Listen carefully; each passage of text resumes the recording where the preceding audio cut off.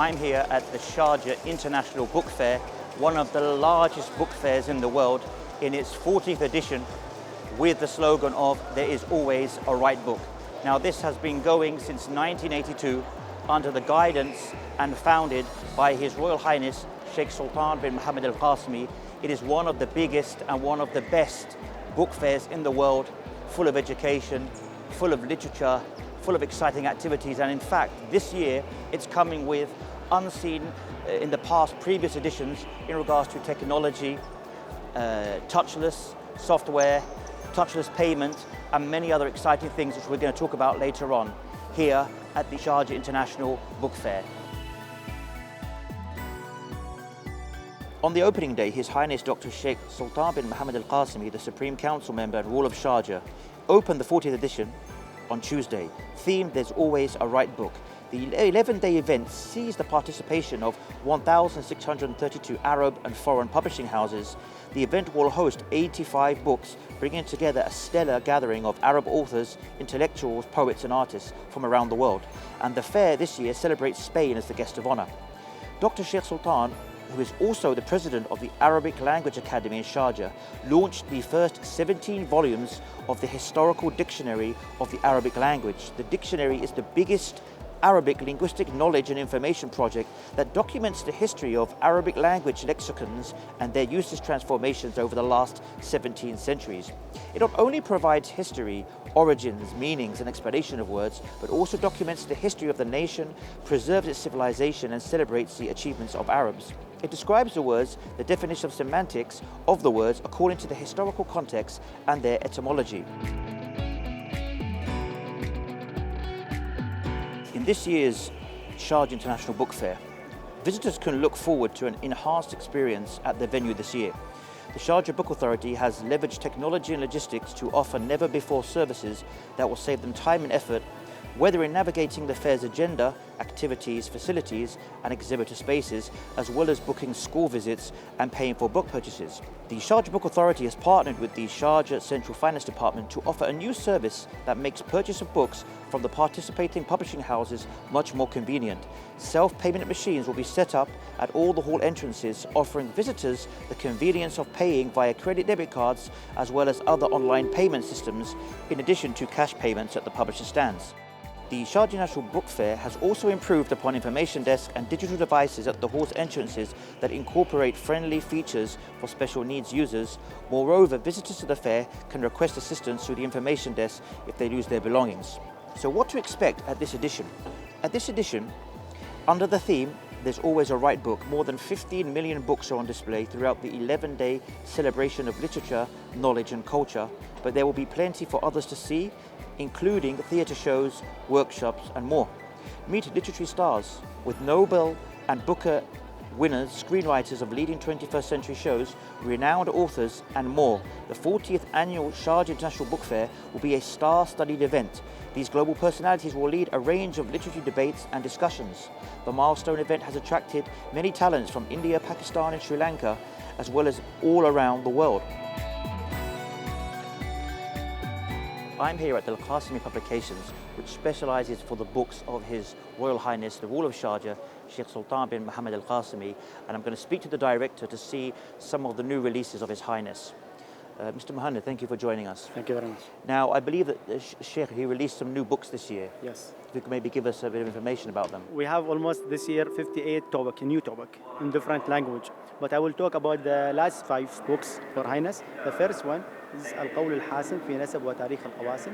It's about history about Qasimi family, the rulers in Sharjah and Ras Al Khaimah. And the second one is Purple Pull. It's published in Arabic and English. Okay. It's very interesting in 1684. Wow. And this unique manuscript Highness collected and studied. And the third one, this about Zunjubar, اتفاقية الصداقة والتجارة. This is 1879. Also, is old manuscript Highness collected, and he's got a brief for each one. But that's, I mean, that is his speciality, right? He's Yes. an amazing historian. Yes.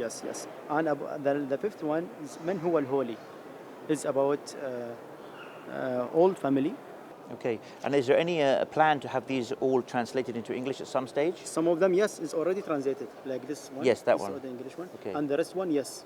in the future to be English, inshallah. And of course, we have an amazing selection behind us And also here. we have the plays for Highness, written by His Highness, by 5 languages, Russian and Spanish and English and French, and also in the future, inshallah, will be in Germany and Chinese.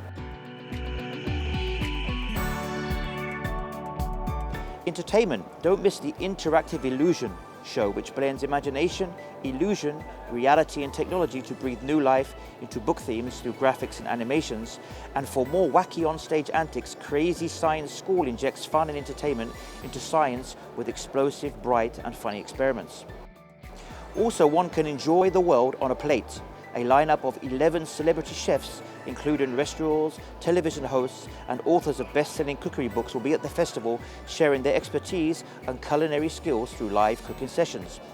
Workshops. Want to up your social media and online marketing skills? Head to the social media station, where these free workshops led by specialists and certified coaches in the market will teach you a thing or two. And even for the little ones, there are 40 fun and interactive workshops spanning photography, arts, science and more, all led by professionals.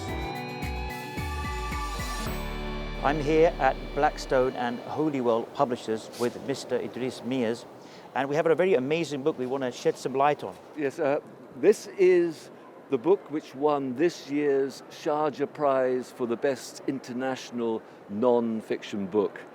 And as a historian, His Highness Sheikh Sultan read the book, really liked the book, and hopefully I think it will be a good relationship between him and the author, who actually is teaching in Abu Dhabi strategic studies. It's a book which is written from the perspective of a historian, so even though Professor Joel Hayward is a Muslim, he writes it in a sort of non-partisanship way. So it's written as a book of history, and that actually makes it very strong. I really recommend people to come and find it. Yes, anything else? It's very interesting. So the author, maybe you could tell us a bit about the author, because just before we started, he had quite an interesting background, didn't he? Yes, I mean, he was actually the Dean of the Royal Air Force College called RAF Cranwell. It's like the elite college for in the military establishment, and he was also part of all the strategic think tanks that were particularly around the event of 2009-11. And at that point, when he was called in for kind of strategical advice, one of the military people, because he was, in a way, he hadn't read the Quran, but he kind of had a background in Jewish religion, Christian religion, and religion in general. So the general said to him, well, this violence is all in their book. And he said, are you sure? Well, haven't you read their book? And he said, no, I haven't. Maybe I should. So he actually went, and because of his own scholarship as a historian, he saw things in the Quran that kind of said, well, this is extraordinary, because he actually could speak Hebrew. He'd gone through phases of being interested in Judaism, being interested in Christianity. He had a whole background with scripture and what scripture was. And so when he was reading the Quran, he was reading it in the context of scripture in general, which is actually a very interesting way to look at the Quran, because the Quran does presuppose that people have a background knowledge of certain kind of stories, certain kind events. And so he became Muslim, but he continued in his job, and part of his work was actually as the private tutor to His Highness Prince William in strategic studies, because his academic forte is military strategic studies. He has a very, very interesting background. He has a very interesting background, yes. Very, very interesting way to tie the insight in this book to that background. Exactly, yes. So, because a lot of the leadership of the Prophet Muhammad was also his leadership as a war leader, but then it's within the context of Arabian society in the 7th century. And so in a way you've got to locate it. You can't put the universal before you put the particular.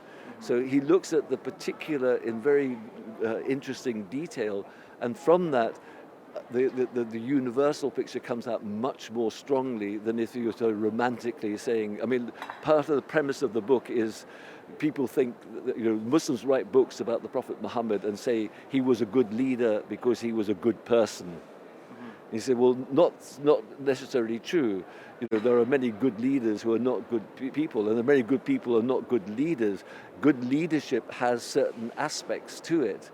And so he goes into kind of analyzing his strategic leadership and all the tools which he used, but he uses those tools within the historical context of his society.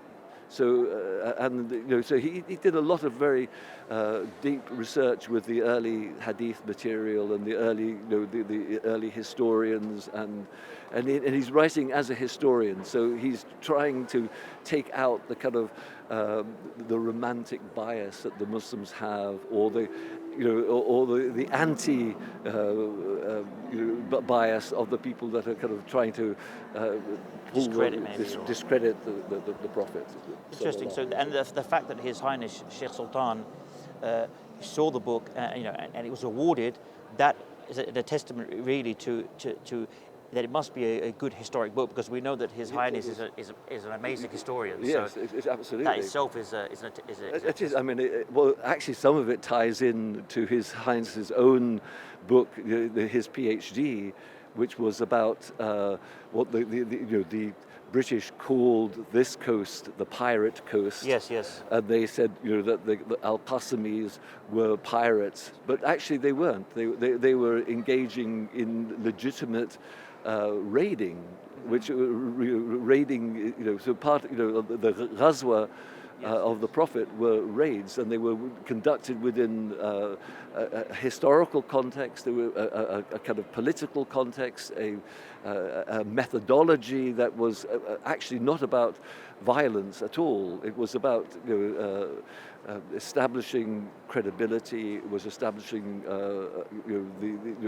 the growth of the profile of the Prophet as well, and yeah.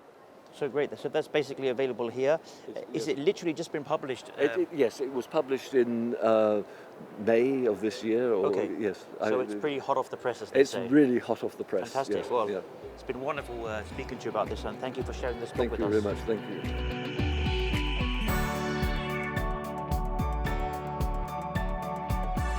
I'm here with one of the visitors at the Sharjah National Book Fair to see why they're here and what they're looking for in this amazing exhibition. Mr. Mohammed, how long have you been coming? Do you come to the Sharjah International Book Fair on a yearly basis? Yes, I do. I look forward to it, basically, and I'm glad that my work cycle allows me now the time frame to accommodate the whole event in the time I have been given to the time that I've been given to rest, basically, and alhamdulillah, it corresponds to. It's interesting because sometimes people don't imagine that a book fair is such a social event where so many people come to it. So, like yourself, you've been coming, every year and part of your calendar. Now, when you do come here, what kind of books do you try to? Is it a certain kind of book, or is it just books in general? My main genre of interest is Islamic sciences, deal with theology, epistemology, works of the heart, self-purification, Sufism, Islamic thought, basically, and anywhere in regards to how Islamic sciences worked through the systems and how they Islamicized the systems and made them workable through the times. And I look for those books, basically, and that's why I come to the book fair. And partly that's why. Yeah. Okay, this year we've seen that there's been a lot of changes, obviously post COVID times. So there's a lot of we see a lot of technology being used now. Yes. What have you noticed that seems to be different or improved in this edition of the International Book Fair? This edition was, I see not much difference, honestly, and just maybe more finer touches. It's just fine tuning. So it's pretty good. I mean, it's organized very well. year in, year out. I'm glad that they have this sort of event in Sharjah. It brings light to Sharjah, particularly, and I'm glad that they take that initiative and give its due interest to such an event where, I mean, it sort of reflects the culture in particularly UAE, but in particularly to Sharjah, and it's good that it gives that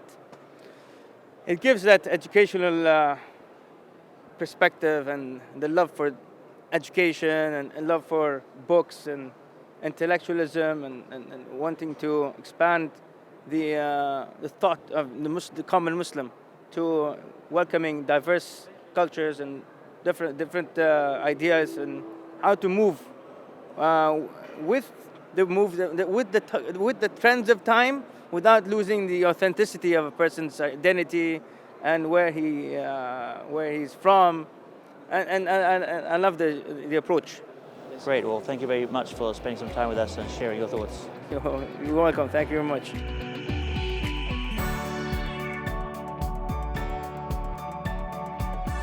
I'm here at one of the top-selling books at the moment. The name of the book is Sultan Variam Kunnan, and we are here with the author, Mr. Mohammed Ramis, who's going to discuss with us what is this book and why is it selling so fast.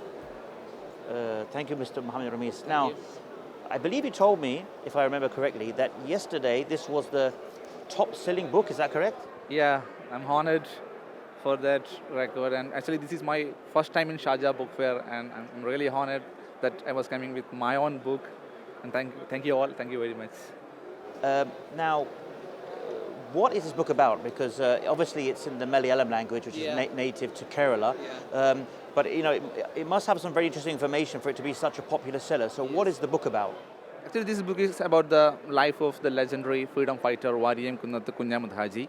This book is about how he liberated the oppressed people and how he fight for the peasants. And this book is about the fight of a group of peasants and oppressed people and downtrodden. And I believe because he was such a hero and such a legendary figure in our place, that why many people are very attracted to this book. And the specialty of this book is that we are bringing forth the photograph of this legend, Variam Kunnan for the first time in history after 100 years. And there are many exclusive photos and many exclusive information which we brought up for the first time in the history. That's why many people are pretty much attracted to this book.